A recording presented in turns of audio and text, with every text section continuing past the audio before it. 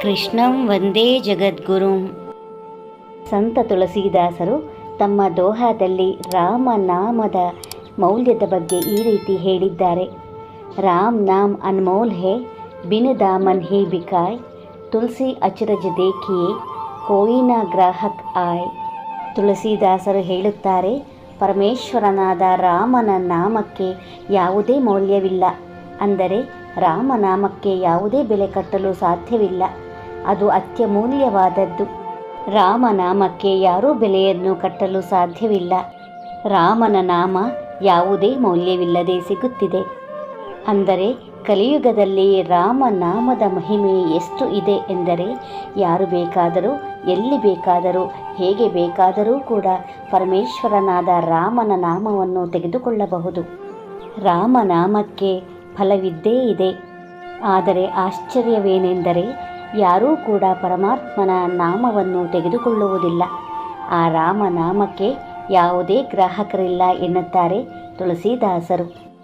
ಇಂತಹ ಅತ್ಯಮೂಲ್ಯವಾದ ಬೆಲೆ ಕಟ್ಟಲಾಗದ ರಾಮನಾಮದ ಮಹಿಮೆಯ ಮೌಲ್ಯವೇನು ಎಂಬುದನ್ನು ಸಂತ ಕಬೀರದಾಸರು ತಮ್ಮ ಪುತ್ರರಾದ ಕಮಾಲರಿಗೆ ಮನವರಿಕೆ ಮಾಡಿಕೊಡುತ್ತಾರೆ, ಸಾಕ್ಷಾತ್ಕರಿಸಿ ತೋರಿಸುತ್ತಾರೆ.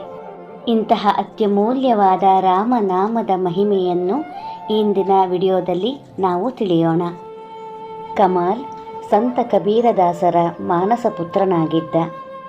ಸಂತ ಕಬೀರದಾಸರು ಕಮಾಲನಿಗೂ ಕೂಡ ರಾಮನಾಮ ಜಪದ ಉಪದೇಶವನ್ನು ಮಾಡಿದ್ದರು. ಕಮಾಲನೂ ಕೂಡ ನಿರಂತರವಾಗಿ ರಾಮ ಜಪವನ್ನು ಮಾಡುತ್ತಾ ಅನೇಕ ಸಿದ್ಧಿಗಳನ್ನು ಪಡೆದಿದ್ದರು. ಒಮ್ಮೆ ಕಮಾಲ ಗಂಗಾ ನದಿ ತೀರದಲ್ಲಿ ಕುಳಿತು ರಾಮನಾಮ ಜಪವನ್ನು ಮಾಡುತ್ತಿದ್ದರು. ಆಗ ಅಲ್ಲಿಗೆ ಒಬ್ಬ ಸೇಠ್ಜಿ ಅವರು ಬಂದರು. ಆ ಸೇಠ್ಜಿ ಅವರ ಮೈಯಲ್ಲೆಲ್ಲ ಬಿಳಿ ಕುಷ್ಠಗಳಾಗಿತ್ತು. ಆ ಕುಷ್ಠದ ಕಾರಣದಿಂದ ಆತ ಬಹಳ ನರಳುತ್ತಿದ್ದರು. ಆ ನರಳುವಿಕೆಯಲ್ಲಿಯೇ ರಾಮ ರಾಮ ಎಂದು ಜಪಿಸುತ್ತಿದ್ದರು. ರಾಮನನ್ನು ಬೇಡುತ್ತಿದ್ದರು.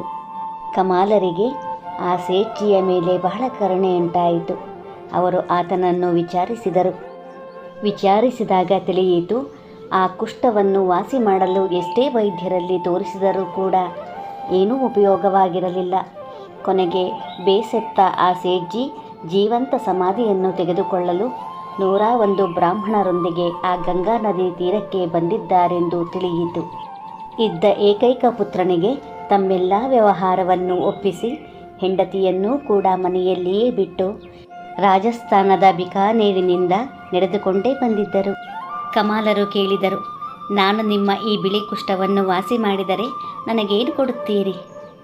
ಅದಕ್ಕೆ ಸೇಠ್ಜಿ ಹೇಳಿದರು, ನೀವೇನಾದರೂ ನನ್ನ ಈ ಬಿಳಿ ಕುಷ್ಠವನ್ನು ವಾಸಿ ಮಾಡಿದರೆ ನಿಮಗೆ 1 ಲಕ್ಷವನ್ನು ಕೊಡುತ್ತೇನೆ ಎಂದರು. ಕಮಾಲರು ನಕ್ಕು ಹೇಳಿದರು, ನಿಮ್ಮ ಹಣವನ್ನು ನಿಮ್ಮ ಬಳಿಯೇ ಇಟ್ಟುಕೊಳ್ಳಿ. ನಾನು ರಾಮನಾಮವನ್ನು ಪ್ರಕಟಪಡಿಸುತ್ತೇನೆ. ನೀವು ತಿಂಗಳಗಟ್ಟಲೆ ಯಾವ ರಾಮ ಜಪವನ್ನು ಮಾಡುತ್ತಾ ಬಿಕಾನೇರಿನಿಂದ ಇಲ್ಲಿಗೆ ಕಾಲ್ನಡಿಗೆಯಲ್ಲಿ ಬಂದಿದ್ದೀರೋ, ಆ ರಾಮನಾಮದಲ್ಲಿ ಜೀವವಿದೆಯೋ ಅಥವಾ ಇಲ್ಲವೋ ಎಂಬುದನ್ನು ನಾನು ನಿಮಗೆ ತೋರಿಸುತ್ತೇನೆ. ರಾಮನಾಮದ ಮೌಲ್ಯ ಪ್ರತಿಯೊಬ್ಬ ಸಾಧಕನಿಗೂ ಭಿನ್ನವಾಗಿರುತ್ತದೆ ಎಂದರು ಕಮಾಲರು. ಆಗಲಿ, ನೀವು ಹೇಳಿದಂತೆಯೇ ಮಾಡುತ್ತೇನೆ ಎಂದರು ಸೇಠ್ಜಿ. ಹಾಗಾದರೆ ಮೊದಲು ನೀವು ಕರೆದುಕೊಂಡು ಬಂದ ಈ ಎಲ್ಲ ಬ್ರಾಹ್ಮಣರನ್ನು ನದಿ ತೀರದಲ್ಲಿ ಕುಳ್ಳಿರಿಸಿ. ನೀವು ನಿಮ್ಮ ವಸ್ತ್ರವನ್ನು ಕಳಚಿಟ್ಟು ನದಿಯಲ್ಲಿ ಮುಳುಗಿ ಏಳಿ. ನದಿಯಲ್ಲಿ ಮುಳುಗಿದಾಗ ಆರ್ತನಾಗಿ ಭಕ್ತಿ ಮತ್ತು ಪ್ರೇಮದಿಂದ ಒಂದೇ ಒಂದು ಬಾರಿ ರಾಮ ಎನ್ನಿ. ನಿಮ್ಮ ಕುಷ್ಠ ವಾಸಿಯಾಗುವುದು ಎಂದರು ಕಮಾಲರು. ಸೇಠ್ಜಿ ಕಮಾಲರು ಹೇಳಿದಂತೆಯೇ ಮಾಡಿದರು. ಆದರೆ ಅವರ ಕುಷ್ಠ ವಾಸಿಯಾಗಲಿಲ್ಲ. ಕಮಾಲರು ಹೇಳಿದರು, ನೀವು ಮನಸ್ಸಿಟ್ಟು ರಾಮನಾಮವನ್ನು ಜಪಿಸಲಿಲ್ಲ. ಕರುಣೆ, ಪ್ರೇಮ, ಭಕ್ತಿಯನ್ನು ಹೃದಯದಲ್ಲಿ ತಂದುಕೊಳ್ಳಲಿಲ್ಲ. ಈ ಬಾರಿ ಆರ್ತರಾಗಿ ನೀನೇ ಗತಿ ಎಂದು ನಾಮವನ್ನು ಜಪಿಸಿ ಎಂದರು ಕಮಾಲರು. ಸೇಠ್ಜಿಯವರು ಮತ್ತೆ ನೀರಿನಲ್ಲಿ ಮುಳುಗಿ ರಾಮ ಎಂದರು. ಆದರೆ ಯಾವುದೇ ಪ್ರಯೋಜನವಾಗಲಿಲ್ಲ. ಕಮಾಲರು ಸೇಠ್ಜಿಯವರಿಗೆ 3ನೇ ಬಾರಿ ನದಿಯಲ್ಲಿ ಮುಳುಗಲು ಹೇಳಿದರು. ಸೇಠ್ಜಿಯವರು ನದಿಯಲ್ಲಿ ಮುಳುಗಲು ಬಗ್ಗಿದರು. ಆಗ ಕಮಾಲರು ತಮ್ಮ ದಂಡದಿಂದ ಸೇಠ್ಜಿಯ ತಲೆಗೆ ಹೊಡೆದರು. ರಕ್ತದಿಂದ ಗಂಗಾ ನದಿಯ ನೀರು ಕೆಂಪಾಯಿತು. ನೋವಿನಿಂದ ಅಸಹಾಯಕರಾಗಿ ನೀರಿನಲ್ಲಿ ಮುಳುಗಿದ ಸೇಠ್ಜಿ ಅವರ ಹೃದಯದಲ್ಲಿ ಸಹಜವಾಗಿಯೇ ಭಕ್ತಿ ಪ್ರೇಮ ಉತ್ಪನ್ನವಾಯಿತು. ಹೃದಯವನ್ನು ಬಿಚ್ಚಿ ರಾಮ ಎಂದರು. ಅವರ ಕುಷ್ಠ ದೂರವಾಯಿತು. ನದಿ ತೀರದಲ್ಲಿ ಕುಳಿತಿದ್ದ ಎಲ್ಲರೂ ಈ ಮಹಿಮೆಯನ್ನು ನೋಡಿ ದಂಗಾದರು. ರಾಮನಾಮ ಜಪದ ಮಹಿಮೆಯನ್ನು ಕೊಂಡಾಡಿದರು. ಅದೇ ದಿನ ಸೇಠ್ಜಿ ತನ್ನ ಬಳಗದೊಂದಿಗೆ ಬಿಕಾನೇರಿಗೆ ಮರಳಿದರು. ಕಬೀರದಾಸರ ಬಳಿ ಬಂದ ಕಮಾಲರು ಬಹಳ ಹೆಮ್ಮೆಯಿಂದ ಹೇಳಿದರು, ಈ ದಿನ ನಿಮ್ಮ ಕೃಪೆಯಿಂದ ನಾನು 3 ಬಾರಿಯ ರಾಮನಾಮದಿಂದಲೇ ಒಬ್ಬ ವ್ಯಕ್ತಿಯ ಬಿಳಿ ಕುಷ್ಠವನ್ನು ದೂರ ಮಾಡಿದೆ ಎಂದರು. ಕಮಾಲರ ಈ ಮಾತನ್ನು ಕೇಳಿದ ಕಬೀರದಾಸರಿಗೆ ಬಹಳ ಕೋಪ ಉಂಟಾಯಿತು. ಈ ಪ್ರಸಂಗದಿಂದ ತನ್ನ ಪುತ್ರನಿಗೆ ಬಹಳ ಅಭಿಮಾನ ಅಹಂಕಾರ ಉಂಟಾಗಿದೆ ಎಂದು ಗೊತ್ತಾಯಿತು. ಕಮಾಲನ ಅಹಂಕಾರವನ್ನು ಭಂಗ ಮಾಡಲೇಬೇಕು ಎಂದು ಕಬೀರದಾಸರು ನಿಶ್ಚಯಿಸಿದರು. ಕಬೀರದಾಸರು ಒಂದು ಪತ್ರವನ್ನು ಬರೆದು ಅದನ್ನು ಕಮಾಲನಿಗೆ ನೀಡುತ್ತಾ ಹೇಳಿದರು, ನೀನು ಇದನ್ನು ತೆಗೆದುಕೊಂಡು ತುಳಸೀದಾಸರ ಬಳಿಗೆ ಹೋಗು ಎಂದರು. ಆ ಸಮಯದಲ್ಲಿ ತುಳಸೀದಾಸರು ಕೂಡ ತುಳಸಿ ಘಟ್ಟದಲ್ಲಿಯೇ ಬಂದು ತಂಗಿದ್ದರು. ಕಮಾಲರು ತುಳಸೀದಾಸರ ಬಳಿಗೆ ಬಂದು ಪತ್ರವನ್ನು ನೀಡಿದರು. ತುಳಸೀದಾಸರು ಆ ಪತ್ರವನ್ನು ತೆರೆದಾಗ ಅದರಲ್ಲಿ ಒಂದು ದೋಹ ಮಾತ್ರ ಇತ್ತು. ಡೂಬಾ ವಂಶ್ ಕಬೀರ್ ಕಾ ಉಪಜಾ ಪೂತ್ ಕಮಾಲ್, 3 ರಾಮ ಕೆ ನಾಮ ಸೆ ಕೋಡಿ ಕಿಯೇ ಬಹಾಲ್. ಅಂದರೆ ಕಮಾಲನಂತಹ ಪುತ್ರ ಹುಟ್ಟಿದ ಮೇಲೆ ಕಬೀರನ ವಂಶ ಮುಳುಗಿತು, 3 ರಾಮನಾಮದಿಂದಲೇ ಕುಷ್ಠವನ್ನು ದೂರ ಮಾಡಿದರು ಎಂದು ಆ ದೋಹಾದಲ್ಲಿ ಬರೆಯಲಾಗಿತ್ತು. ತುಳಸೀದಾಸರು ಕೇಳಿದಾಗ ಕಮಾಲ ನಡೆದ ಎಲ್ಲ ವೃತ್ತಾಂತವನ್ನು ಹೇಳಿದರು. ತುಳಸೀದಾಸರಿಗೆ ಅರ್ಥವಾಯಿತು. ಈ ವೃತ್ತಾಂತದಿಂದ ಕಮಾಲನಿಗೆ ಅಹಂಕಾರ ಉಂಟಾಗಿದೆ. ಕಮಾಲನ ಈ ಅಹಂಕಾರ ನಾಶವಾಗಿ ರಾಮನಾಮ ಮಹಿಮೆಯ ಮೇಲೆ ಭಕ್ತಿ ಉಂಟಾಗಲಿ ಎಂಬುದೇ ಕಬೀರದಾಸರ ಆಶಯವಾಗಿದೆ ಎಂದು ಅರ್ಥವಾಯಿತು. ತುಳಸೀದಾಸರು ತಮ್ಮ ಶಿಷ್ಯರಿಗೆ ಹೇಳಿದರು, ಕುಷ್ಠರೋಗಿಗಳೆಲ್ಲರೂ ತುಳಸೀದಾಸರ ಕುಟೀರಕ್ಕೆ ಬರಬೇಕು. ಎಲ್ಲರ ಕುಷ್ಠರೋಗಗಳನ್ನು ದೂರ ಮಾಡಲಾಗುವುದು ಎಂದು ನೀನು ಹೋಗಿ ಊರಿನ ಎಲ್ಲೆಡೆ ಡಂಗೂರ ಸಾರು ಎಂದರು. ಸಂಜೆ ಹೊತ್ತಿಗೆ 500 ಜನ ಕುಷ್ಠರೋಗಿಗಳು ತುಳಸೀದಾಸರ ಕುಟೀರಕ್ಕೆ ಬಂದರು. ಆಗ ತುಳಸೀದಾಸರು ಒಂದು ತುಳಸಿ ದಳವನ್ನು ತರಿಸಿ ಅದರಲ್ಲಿ ರಾಮ ಎಂದು ಬರೆದರು. ಅದನ್ನು ಅರೆದು ಗಂಗಾಜಲದಲ್ಲಿ ಬೆರೆಸಿದರು. ಅದನ್ನು ಎಲ್ಲ ಕುಷ್ಠರೋಗಿಗಳ ಮೇಲೆ ಪ್ರೋಕ್ಷಿಸುವಂತೆ ಶಿಷ್ಯರಿಗೆ ಆಜ್ಞಾಪಿಸಿದರು. ಆ ರಾಮನಾಮದ ನೀರು ಕುಷ್ಠರೋಗಿಗಳ ಮೇಲೆ ಬೀಳುತ್ತಿದ್ದಂತೆಯೇ ಅವರ ಕುಷ್ಠವೆಲ್ಲ ಮಾಯವಾಯಿತು. ಆಗ ಕುಷ್ಠರೋಗಿಗಳೆಲ್ಲ ಜೈಕಾರ ಮಾಡತೊಡಗಿದರು. ಕಮಾಲನಿಗೆ ಆಶ್ಚರ್ಯವಾಯಿತು. ಅವರು ಒಂದೂ ಮಾತನಾಡದಂತೆ ಮೌನವಾಗಿ ಅಲ್ಲಿಂದ ತೆರಳಿದರು. ನಡೆದ ವೃತ್ತಾಂತವೆಲ್ಲವನ್ನು ಕಬೀರದಾಸರಿಗೆ ತಿಳಿಸಿದರು. ಆದರೆ ತುಳಸೀದಾಸರ ಈ ಪವಾಡದಿಂದಲೂ ಕೂಡ ಕಬೀರದಾಸರು ಸಂತುಷ್ಟರಾಗಲಿಲ್ಲ. ಕಬೀರದಾಸರು ಕಮಾಲನಿಗೆ ಸೂರದಾಸರ ಬಳಿ ಹೋಗುವಂತೆ ಹೇಳಿದರು.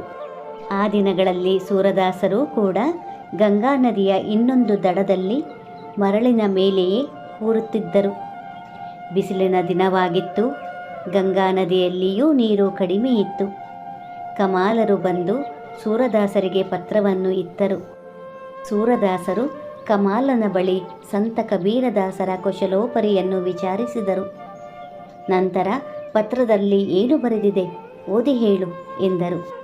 ತುಳಸಿಜೀನೆ 500 ಕೋಡಿ ಕಿಯೇ ಬಹಾಲ್, ಕಿತ್ನಿ ಕಮ್ ಕೀಮತ್ ಹುಯಿ ಏಕ್ ನಾಮಕ್ ಕಾ ಲಾಲ್. ತುಳಸೀದಾಸರು 500 ಕುಷ್ಠರೋಗಿಗಳ ರೋಗವನ್ನು ವಾಸಿ ಮಾಡಿದರು. ಒಂದು ರಾಮನಾಮದ ಮಹಿಮೆಗೆ ಬಹಳ ಕಡಿಮೆಯ ಮೌಲ್ಯವಾಯಿತು ಎಂಬುದು ಆ ದೋಹದ ಅರ್ಥವಾಗಿತ್ತು. ಅಂದರೆ ತುಳಸೀದಾಸರು ಮಾಡಿದ ಪವಾಡ ಒಂದು ರಾಮನಾಮದ ಮಹಿಮೆಗೆ ಸಮಾನವಾಗಿರಲಿಲ್ಲ ಎಂಬುದು ಕಬೀರದಾಸರ ಅಭಿಪ್ರಾಯವಾಗಿತ್ತು. ಕಮಾಲರು ಸೇಠ್ಜಿ ಕುಷ್ಠರೋಗ ವಾಸಿಯಾಗಿದ್ದು ಮತ್ತು ತುಳಸೀದಾಸರ ವೃತ್ತಾಂತವೆಲ್ಲವನ್ನೂ ಹೇಳಿದರು.